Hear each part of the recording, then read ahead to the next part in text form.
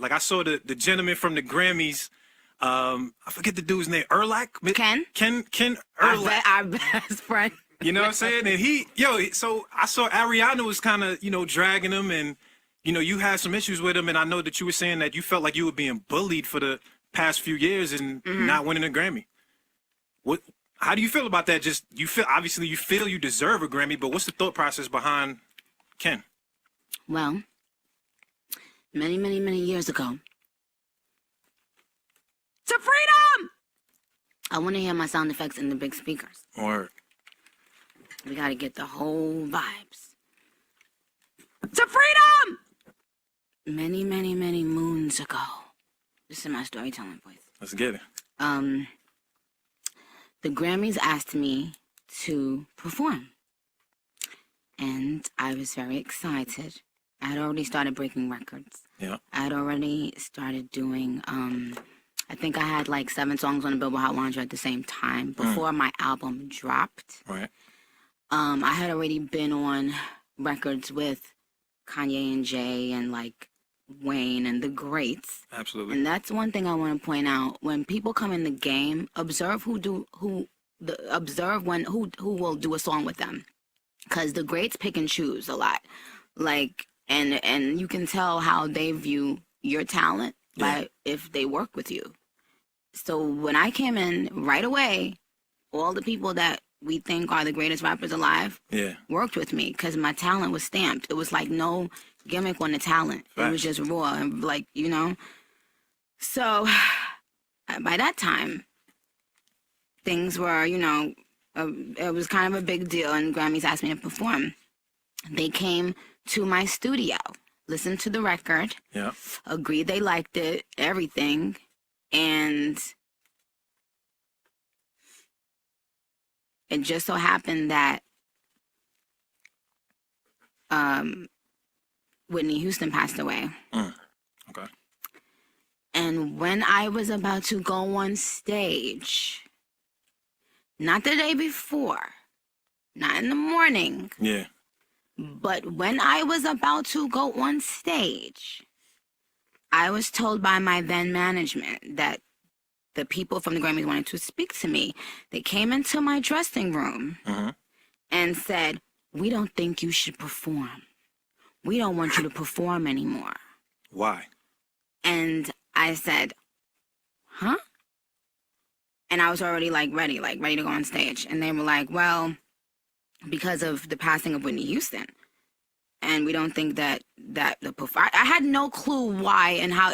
Even then, it made absolutely no sense. And I was just like, this makes no sense. And there was no one there that even spoke up for me. Like, they didn't care to explain it. Nobody on either side spoke. Yeah. And this is after I had just done a bunch of commercials with LL Cool J to promote the Grammys. Right. I'm talking about mad commercials. Yeah. This is after I had just did mad social media to promote the Grammys viewership. After I did everything they asked, they came the day of the show and told me not to perform. And I said, "No, I'm going to perform, of course." And then when the performance came out and it received backlash from the Catholic Church, Ken Ehrlich reached out to my then management and said, "Can you please tell Nicki to stop speaking about it?" And I thought that was weird. Yeah. Because I didn't know how it was an issue for him. Like, it's my brand. I have to explain myself. I'm the one getting backlash. And he said he was mad because I had did an interview and said, well, the producers at the Grammys knew what song I was going to do in advance. Right. Which I thought made no sense because obviously nobody's watching the Grammys thinking that the producers don't know what song Nicki Minaj is about to do. Yeah, absolutely. So I didn't understand why they were mad. And I didn't understand the power that man had to start to completely blackball me for the rest of my career. But that's exactly what happened. So he basically told me, you go out there or else. And when I went out there, because now all of my fans are expecting a performance, I'm not going to just not perform. And I just did all this to promote your show and to get viewers. Right. So I went out there and he blackballed me for the rest of my career.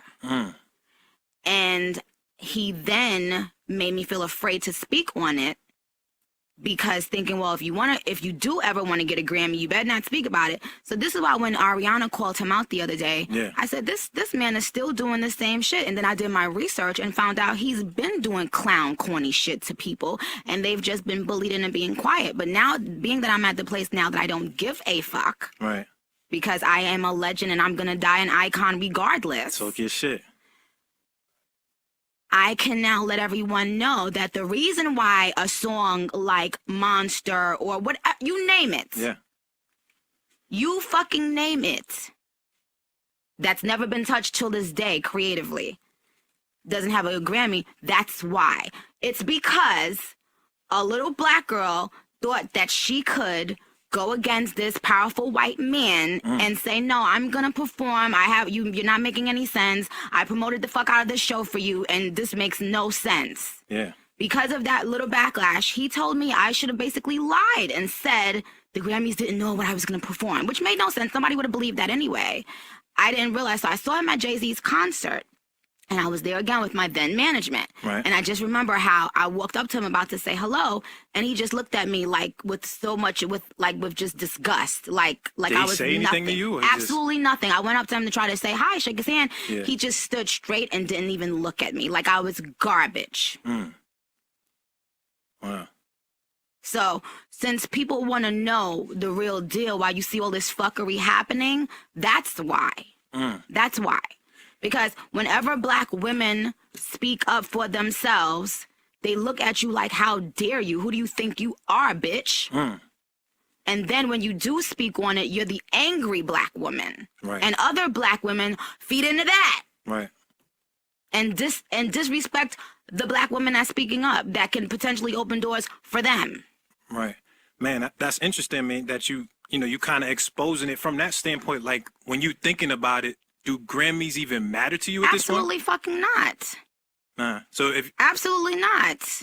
If you won one, you wouldn't give a fuck. You ain't taking a sip out of it. As of right now, yes. If I had won one before, first of all, they robbed me of the new artist Grammy. Absolutely. Everybody knows I should have gotten that award. I had 7 songs on the Hot 100 before my album dropped.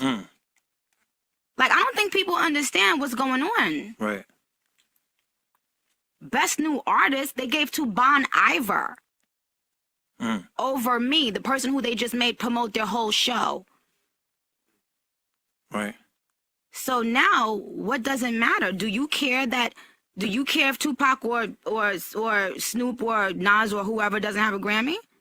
Nah, Look at the people that have number ones and have Grammys. They clowns. A lot of them are clowns. We don't care because in 50 years we're not going to be talking about them. Right. We're not going to be talking about the Milli Vanillis. We're going to be talking about, the Pacs and, these types of people. So it doesn't matter to that extent. But I do think it's sad because they try to portray it as if it's about talent when it's not. It's about people actually network for the Grammys. They tell a bunch of people, hey, vote for me, vote for me, vote for me. Why don't you ask them who voted for the Hip Hop Awards? Why don't you ask them give me the names of the people who voted for the Hip Hop Grammys? Right. And you tell me, let the hip hop community decide if those people should be the ones voting on our music. You tell me. Like, look how long people who don't even listen to rap was voting on the Rap Grammys. Right. But that's hush hush and quiet because we keep on promoting their shit. We keep on going to their shit. We allow ourselves to be treated like shit. So that's why if you don't stand up, you don't speak out. The Oscars started being different once people started saying, wait, hold on. What's going on? Yeah.